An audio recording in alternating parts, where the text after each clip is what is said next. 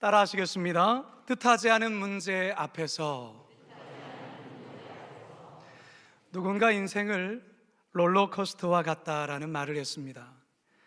청룡열차가 하늘 높이 올라가서 갑자기 땅으로 곤두박질 치고 또다시 올라가는 것처럼 우리의 인생이 그렇다라는 것이죠. 롤러코스터가 갑자기 밑으로 내려갈 때 모두가 겁에 질려서 비명을 지릅니다. 왜 그럴까요? 꼭 떨어져서 부딪혀서 죽을 것만 같은 그런 두려움 때문입니다. 그런데 여러분, 절대로 떨어지거나 땅에 부딪히지 않습니다. 왜 그럴까요?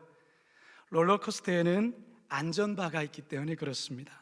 이 안전바가 우리의 몸을 단단히 붙잡아 주기 때문에 결코 떨어져 죽는 법이 없습니다. 그리고 내려갔던 롤러코스터는 곧바로 위로 다시금 올라가기 때문에 그렇습니다.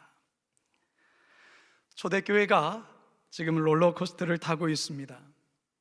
사내들인 공회에 끌려간 사도들이 자칫 죽을 수도 있었던 위협 속에 다행히 존경받는 가말리엘의 중재로 40에 하나 감한 매를 맞고 풀려납니다. 사실 얼마 전 아나니아와 삽비라 부부의 재정 문제로 교회가 큰 홍역을 치른 뒤라 초대교회 성도들 모두는 사도들이 끌려가자 크게 긴장하며 염려했던 것입니다. 그런데 사도들이 풀려나와서 이전보다 더 열정적으로 복음을 전하자 이 성도들도 덩달아 용기를 얻고 힘을 다해 복음을 전했습니다. 그러자 놀랍게도 예루살렘 교회는 기하급수적으로 수가 늘어나기 시작합니다. 그런데 교인의 수가 늘어나는 건 좋은데 전혀 생각지 않은 문제가 또다시 터지게 됩니다. 유대적 배경을 가진 과부들에게는 구제비가 따박따박 지급되는데 이 헬라 출신의 과부들에게는 언제부턴가 구제비가 빠졌던 것입니다. 이게 문제가 되면서 교회가 크게 시끄러워졌습니다. 사도들 모두는 뜻하지 않은 문제 앞에 그야말로 롤러코스터를 타게 됩니다. 그렇다면 초대교회 사도들은 이 문제를 과연 어떻게 풀어갈까요? 이번에도 잘 해결할까요? 이제 다 같이 우리 모두 본문으로 돌아가 오늘 본문을 통해 우리들에게 말씀하시는 살아계신 하나님의 음성 듣게 되길 주님의 이름으로 축원합니다. 따라 하시겠습니다. 문제의 본질을 정확히 알아야 합니다. 초대교회는 마가의 다락방에 모여 기도한 120명의 제자들로부터 시작되었습니다. 그 후에 오순절을 지키기 위해 예루살렘에 모였던 디아스포라 유대인, 흩어진 유대인들이 성령 충만한 베드로의 설교에 무려 3,000명이나 회심하는 역사가 나타납니다. 성전 미문에 앉아 구걸하던 안진뱅이를 고친 일로 많은 이들이 어리둥절할 때에 또다시 베드로는 그들을 향해서 힘 있는 설교를 하자 5,000명이나 되는 남녀가 주님께로 돌아옵니다. 이처럼 예루살렘 교회는 성령의 역사 가운데에 계속적으로 성장하고 부흥하고 있었습니다. 사도행전 5장에 가서는 아예 사람 세는 것을 포기합니다. 성경은 이렇게만 표현하죠. 5장 14절입니다. 시작. 믿고 주께로 나오는 자가 더 많으니 남녀의 큰 무리더라. 그동안 3,000명, 5,000명 이렇게 수를 셌던 성경은 이제 큰 무리다 이렇게 표현하고 있어요. 6장을 시작하면서는 그 수가 더 많아집니다. 6장 1절 상반절입니다. 시작. 그때의 제자가 더 많아졌는데, 렌스키라는 성경학자는 이때의 예루살렘 교회의 신자의 수가 약 2만 명에서 2만 5천 명이었을 것이다 그렇게 얘기를 합니다.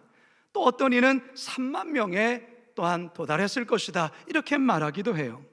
당시 예루살렘의 인구가 20만에서 많아야 25만 정도였으니까 이 그리스도인의 수는 실로 대단한 수라 할 수 있습니다.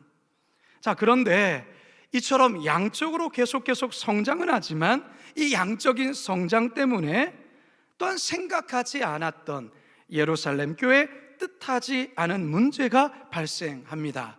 어떤 문제라고요? 우리 1절 하반절 함께 읽습니다. 시작. 헬라파 유대인들이 자기의 과부들이 매일의 구제에 빠짐으로 히브리파 사람을 원망하니. 자, 이 당시 예루살렘 교회 안에는 크게 두 부류의 멤버들로 구성이 되었습니다. 첫 번째 부류는 이스라엘 땅에서 태어나고 이스라엘 땅에서 자라고 성장한 히브리파 유대인들이었습니다. 또 한 부류는 헬라 지역, 이 이스라엘 땅이 아닌 다른 지역에서 성장하고 자라다가 이스라엘 땅으로 돌아온 소위 디아스포라 출신의 유대인들입니다. 이들을 바로 성경은 헬라파 유대인이라 그렇게 칭하고 있습니다. 우리로 말하자면 교포 2세, 교포 3세에 해당한다 할 수 있겠죠. 히브리파 유대인들은 당시 이스라엘 내에 아람어라든지 히브리어에게 익숙했습니다. 그러나 헬라파 유대인들은 그렇지를 못했습니다. 당시 세계적인 공용어였던 헬라어가 더 익숙하고 편했던 자들이었던 것이죠. 같은 유대인이긴 하지만 사실 서로 다른 것입니다. 서로 다른 이들이에요.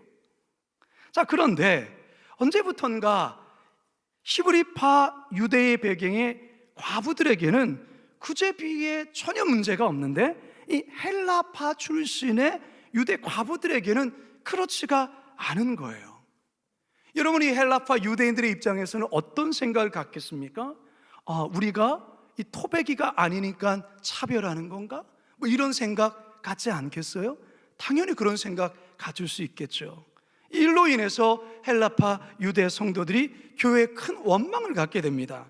뒤늦게 이 사실을 알게 된 사도들이 이 문제를 해결하기에 나서는데요, 다 같이 2절 읽겠습니다. 시작. 12사도가 모든 제자를 불러 이르되 우리가 하나님의 말씀을 제쳐놓고 접대를 일삼는 것이 마땅하지 아니하니. 아멘. 자, 여기서 우리가 주목해야 될 부분이 있습니다. 그것은 12사도들이 이 구제로 생긴 이 뜻하지 않은 이 문제를 어떻게 접근하고 있는지를 우리가 자세히 살펴볼 필요가 있어요. 사도들이 이 문제로 인해서 제자들을 불러서 그들과 첫 번째 한 이야기가 무엇입니까? 우리가 하나님의 말씀을 제쳐놓고 접대를 일삼는, 다시 말해서 구제를 일삼는 것이 마땅하지 아니하니, 이렇게 말하고 있어요.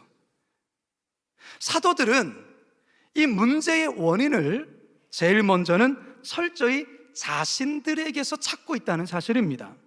동시에 하나님과 관계에서 이 문제의 핵심을 보려고 애를 쓰고 있습니다. 특별히 기도와 말씀 사역을 소홀히 한 자신의 모습을 발견하고 반성하고 있어요. 이 같은 사실은 4절을 통해서도 더 잘 확인해 볼 수 있는데요, 4절 읽습니다. 시작. 우리는 오로지 기도하는 일과 말씀 사역에 심쓰리라 하니. 사실 양적으로 대단히 비대해진 이 예루살렘 교회를 12사도들로서는 사실 감당하기 어려운 한계점에 도달을 이미 했습니다. 하지만 구제하는 일이 현실적으로 너무 중요하고 아직 조직이 갖춰지지 않다 보니까 이 12사도가 모두 다 여기에 매달렸던 것입니다. 그러는 사이에 사도들은 점점 기도와 말씀 앞에 서는 시간이 줄었어요. 이러면 안 된다라고 생각은 했지만 달리 방법이 없기에 계속 진행해 왔던 것입니다. 그러다 결국 뜻하지 않은 곳에서 문제가 터지고 말았습니다. 전혀 생각하지 못했던 헬라파 유대 가부들의 구제비에 누수 현상이 벌어진 것이죠. 이로 인해 헬라파 유대인들이 원망이 컸습니다. 자, 그런데 천만다행인 것은 이 뜻하지 않은 문제를 사도들이 즉각적으로 깨달았고 이 문제의 원인과 본질을 정확히 짚어내고 있다는 것입니다. 여러분, 이게 참 중요합니다. 여러분, 뜻하지 않은 문제를 만났을 때 그 문제의 원인과 본질을 정확히만 찾아내기만 한다면 문제의 반은 이미 해결된 거나 마찬가지예요.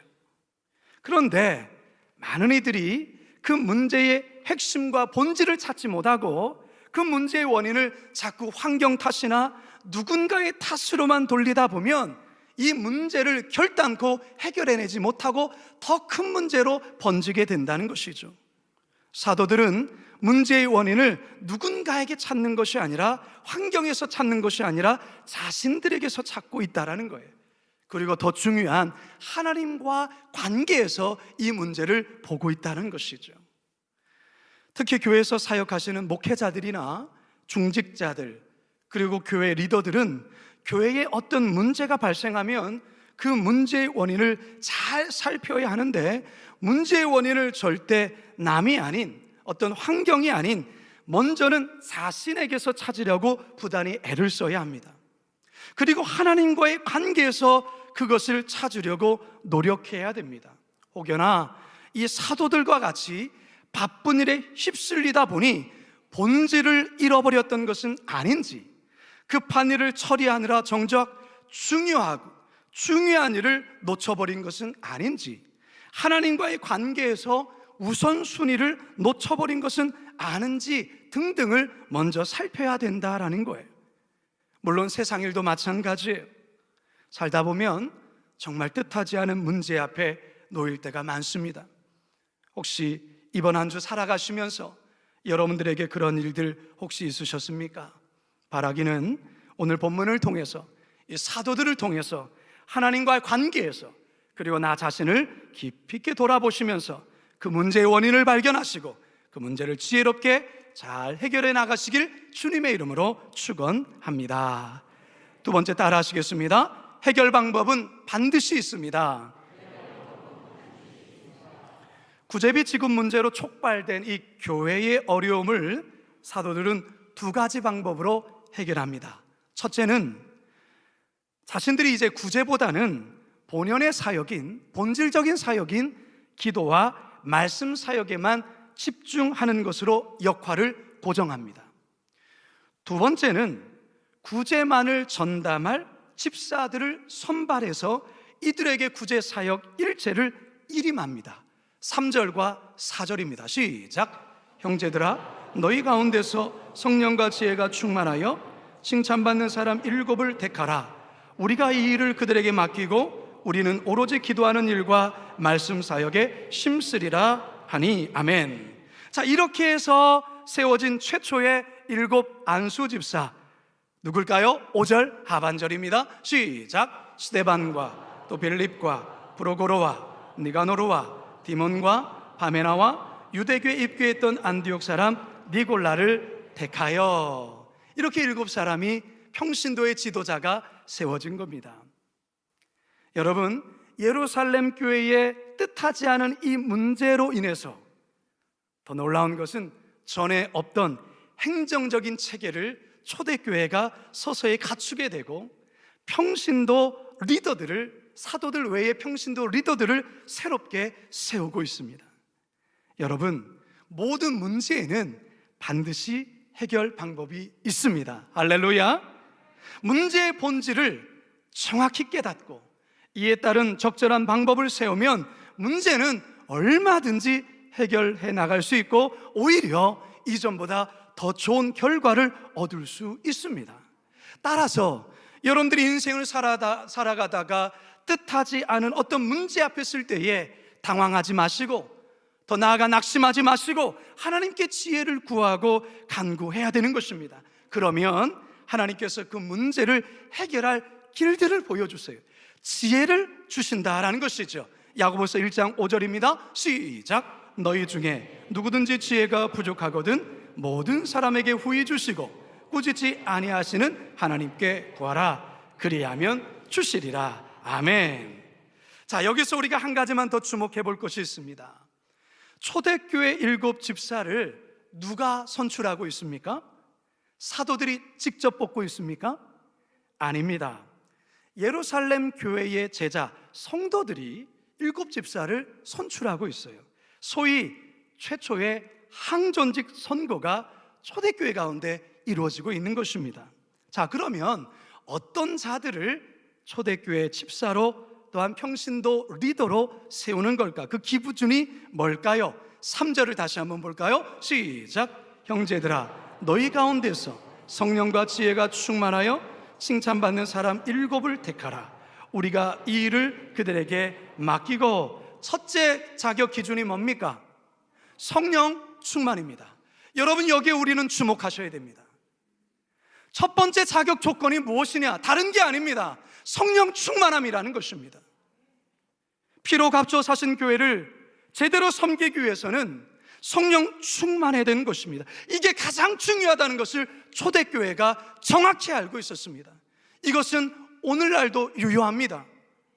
두 번째로 자격 조건이 무엇일까요? 지혜 충만입니다.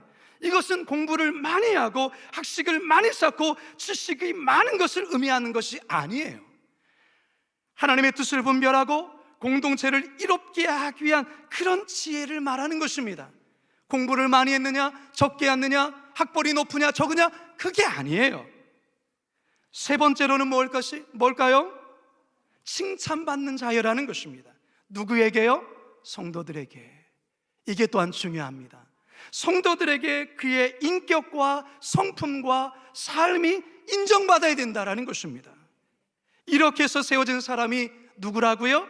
스데반, 필립, 브로고노, 니가노로, 디몬, 바메나, 니골라 집사라는 것입니다. 여러분, 지난 2000년의 교회 역사를 보면 시대마다 교회 가운데 이 초대교회의 이 7 집사와 같은 사람들로 인하여 교회가 고난과 핍박을 견뎌내고 교회를 지켜온 것을 볼 수 있어요. 우리 교회도 마찬가지예요. 우리 교회가 24년의 이 시간 동안 건강하게 크게 흔들림이 없이 이곳까지 올 수 있었던 것은 바로 우리 교회에 이 7 집사와 같은 분들이 계시기에 우리 교회가 여기까지 온 거예요. 저는 이제 거룩한 빛 광성교회 부임한 지 3년이 되어 갑니다.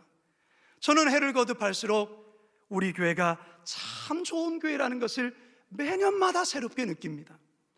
우리 교회 곳곳에 초대교회 7 집사와 같은 귀한 장로님들을 보게 되어요. 7 집사와 같은 안수 집사님들을 보게 되고요, 7 집사와 같은 권사님들 참 많은 것을 보면서 저는 얼마나 큰 힘이 되고 자랑이 되고 목회에 큰 격려가 되는지 모릅니다. 오늘 오후에 또한 새롭게 장로로, 안수 집사로, 권사로 임직받으실 여러분들은 잘 여러분 새겨들으셔야 됩니다.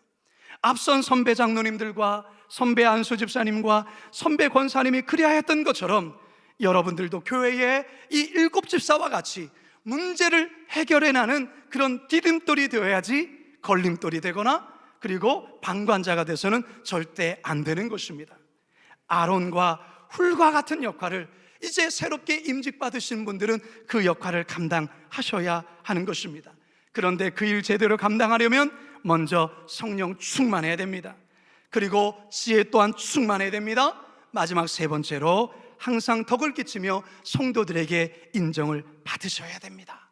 그래야 여러분들도 초대교회 7 집사처럼 귀하게 쓰임받게 될 것입니다. 아멘이십니까? 이 땅에 존재하는 교회는요, 문제없는 교회 하나도 없어요.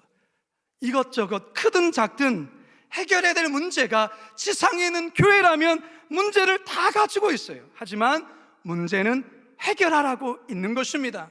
교회는 오히려 문제를 해결해 나가면서 이전보다 성숙해지고 더 성장해 나가는 것입니다. 초대교회가 우리들에게 그거 보여주고 있잖아요.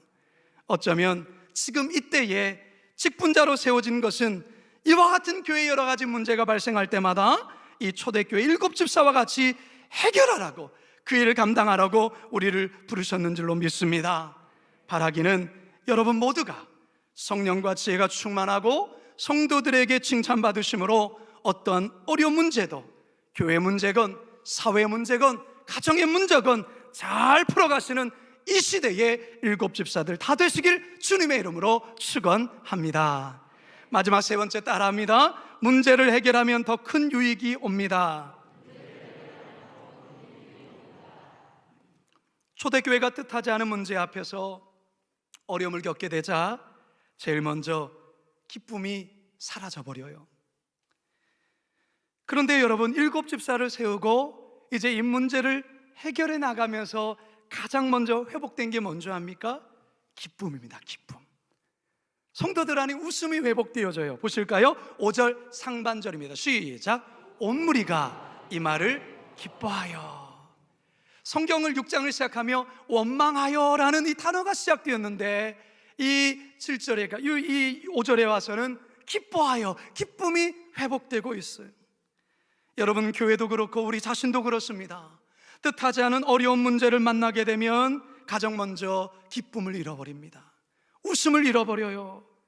요즘 우리 주변에 많은 분들이 기쁨을 잃어버렸어요. 잘 웃지 않아요.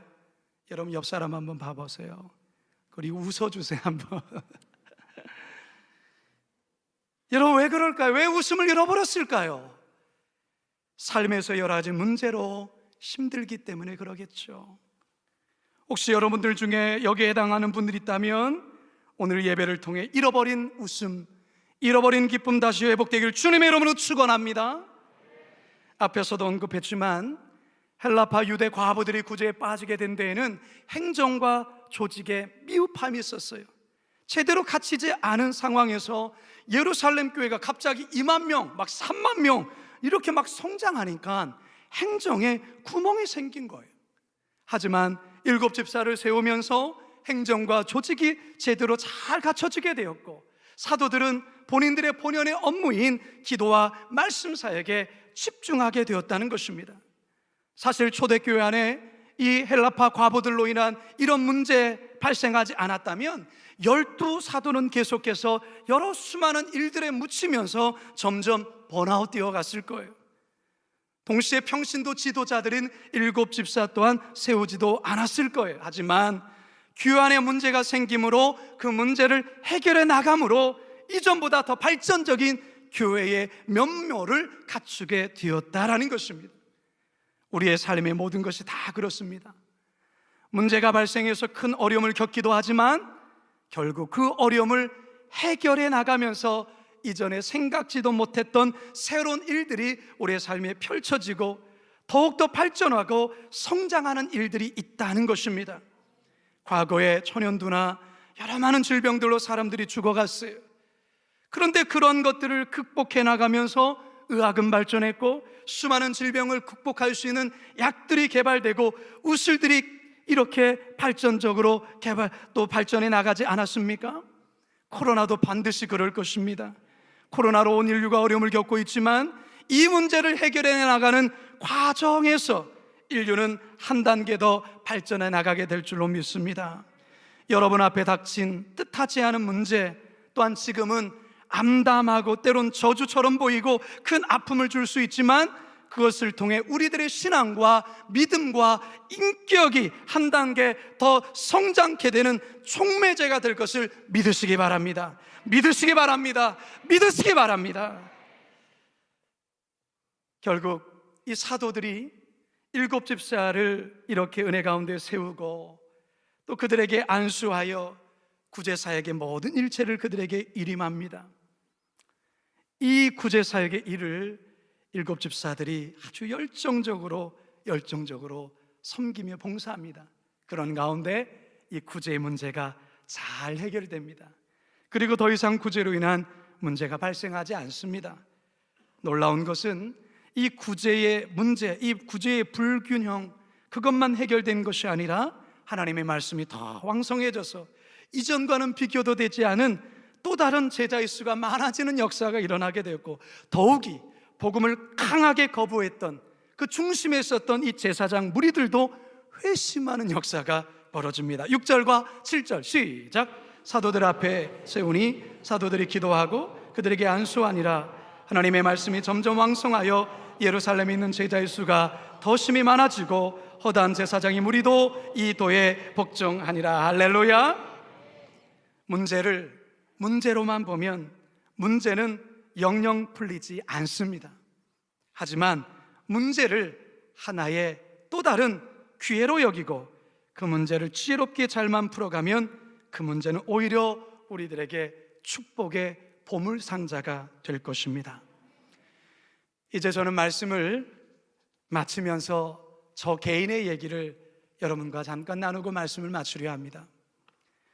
저에게 이번 한 주는 정말 뜻하지 않은 문제의 연속이었습니다. 뜻하지 않은 문제 앞에서 순간 당황하기도 했고 또한 두렵기도 했고 암담한 마음도 있었습니다. 이미 아시는 분은 아시겠지만 저희 장모님께서 지난 월요일 새벽에 구급차에 실려 코로나 중증 병실로 입원하게 되셨습니다. 지금 6일이 지난 지금까지 의식을 잃은 채 인공호흡기에 의존해 겨우 생명을 연명하고 있습니다. 병원에서는 의학적으로는 별로 희망이 없다고 이야기를 합니다. 저는 이 일로 하나님께 금식하며 3일간을 매달려 기도했습니다.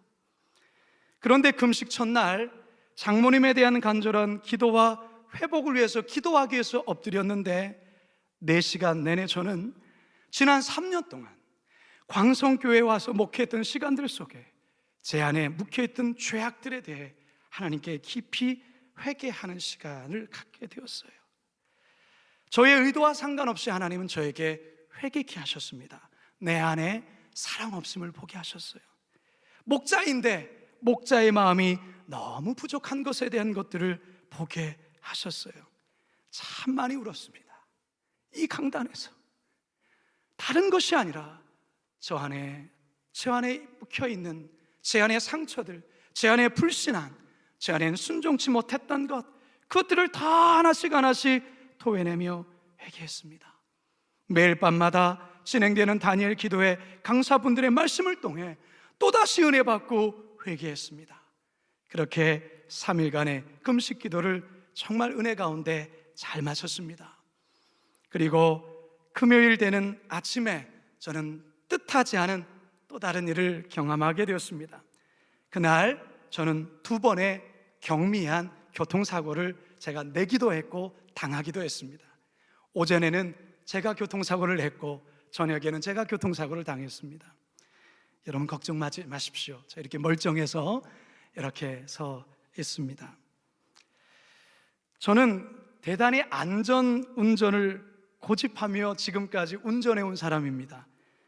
운전면허를 따고 10수년 동안 저는 거의 한 번도 사고를 낸 적이 없습니다.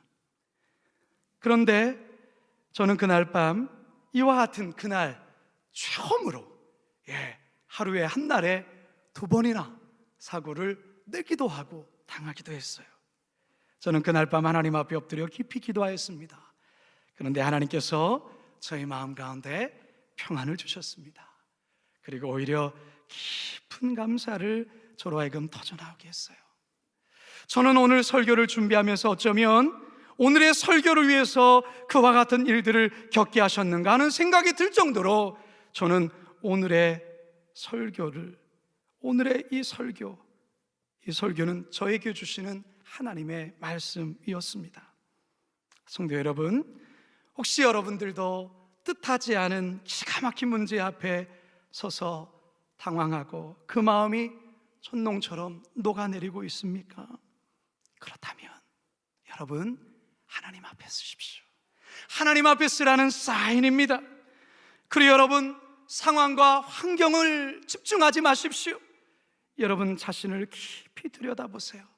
하나님은 그 문제를 통해 여러분의 진짜 문제가 무엇인지를 보게 하실 것입니다. 서두에서도 인생은 롤러코스터와 같다고 했어요. 성도 여러분, 우리 인생은 언제나 고공행진하지 않습니다. 그리고 언제나 추락하지만도 않습니다. 인생은 오르기도 하고 내려가기도 합니다. 그런데요, 여러분이 롤러코스터와 같은 인생 속에 어떤 이는 무서워서 벌벌 떨기만 하지만 오히려 그것을 즐기는 사람이 있어요. 저는 청룡역 잘 못합니다. 그런데 우리 자녀들은 너무 신나합니다. 그거 왼종일 타도 좋겠다고 얘기를 해요. 제가 그래서 묻습니다. 야, 저 무섭지 않냐? 그러면 저에게 이렇게 말하면, 아빠, 안전바가 저를 단단히 붙잡아주는데 뭐가 무서워요? 여러분, 인생의 뜻하지 않은 문제 앞에서 롤러코스터를 타고 계신다면 여러분 절대 죽지 않습니다. 절대로 땅에 떨어지지 않습니다. 여러분 다시 올라갈 것입니다. 그리고 여러분, 하나님께서 여러분을 강한 팔로 여러분을 강하게 붙들어 주실 것입니다.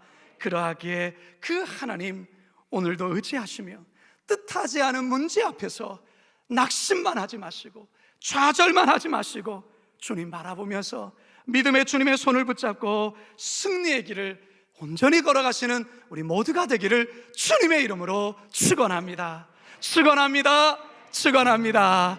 우리 이 시간 말씀을 기억하면서 이 믿음의 찬양 함께 고백하겠습니다. 아무것도 두려워 말라. 주 나의 하나님이 지켜주시네. 놀라지 말라. 겁내지 마라. 주님 나를 지켜주시네. 한 번 더 고백할까요? 아무것도 두려워 말라. 주 나의 하나님이 우리를 어떻게 하신다고요? 지켜주십니다. 지켜주십니다. 놀라지 마라. 겁내지 마라. 주님 나를 지켜주시네. 내 마음이 힘에 겨워 지치지 않아. 주님이 어떻게 하신다고요? 주님 나를 지켜주시네. 세상의 험한 풍파 몰아칠 때도 주님 나를 지켜주시네. 우리 두 손 높이 들고 찬양합시다. 주님은 나의 산성, 주님은 나의 요새, 주님은 나의 소망, 나의 힘이 되신 여호와. 주님은 나의 산성, 주님은 나의 산성, 주님은 나의 요새, 주님은 나의 소망, 나의 힘이 되신 여호와. 우리 이 시간 같이 한번 기도합시다. 사랑하는 여러분, 뜻하지 않은 문제 앞에 서 있습니까? 그래서 두렵습니까? 여러분, 하나님이 지켜주세요. 우리 하나님이 여러분을 뒤에서 꼭 안아주십니다. 우리 그 하나님 끝까지 의지합시다. 현실은 여전히 변화되지 않는 것처럼 보여도 우리 그 하나님 붙듭시다. 그러면 하나님께서 인도하실 거예요. 결코 하나님 우리를 버리지 않습니다. 우리 다시 주여 크게 한번 부르짖고 함께 기도합니다. 주여. 사랑의 하나님, 뜻하지 않은 문제 앞에서, 뜻하지 않은 어려움 속에서 인생의 롤러코스터를 타고 있는 성도였습니다. 하나님, 우리 하나님께서 우리를 딱 붙들고 있음을 깨닫게 하셔서, 우리를 붙잡고 있음을 깨닫게 하셔서 다시금 롤러코스터를 통하여 위로 하나님 알아가여 주시옵소서. 우리는 연약합니다. 그래서 마치 죽을 것만 같고 마치 하나님 아버지 큰일이 벌어질 것만 같은 두려움에 휩싸여 있지만 하나님 우리를 붙잡아주시고 그 하나님의 능력에 힘입어 하나님 나가오니 우리를 붙드시고 도와주시고 인도하여 주시옵소서. 주님을 의지합니다. 주님을 의지합니다. 하나님 감사합니다. 인생에 뜻하지 않은 문제를 주셔서 감사합니다. 우리는 때로는 이해되지 않지만 그러나 하나님께서 분명히 이 문제에 간섭하시고 이 문제를 선하게 풀어주실 줄로 믿습니다. 아니 그 문제를 통해서 이전에 알지 못했던, 이전에 보지 못했던 더 놀라운 하나님의 역사가 있게 될 줄로 믿습니다. 그런 간증의 주인공이 우리 성도들 다 되게 하여 주옵소서. 예수님의 이름으로 기도드리옵나이다. 아멘.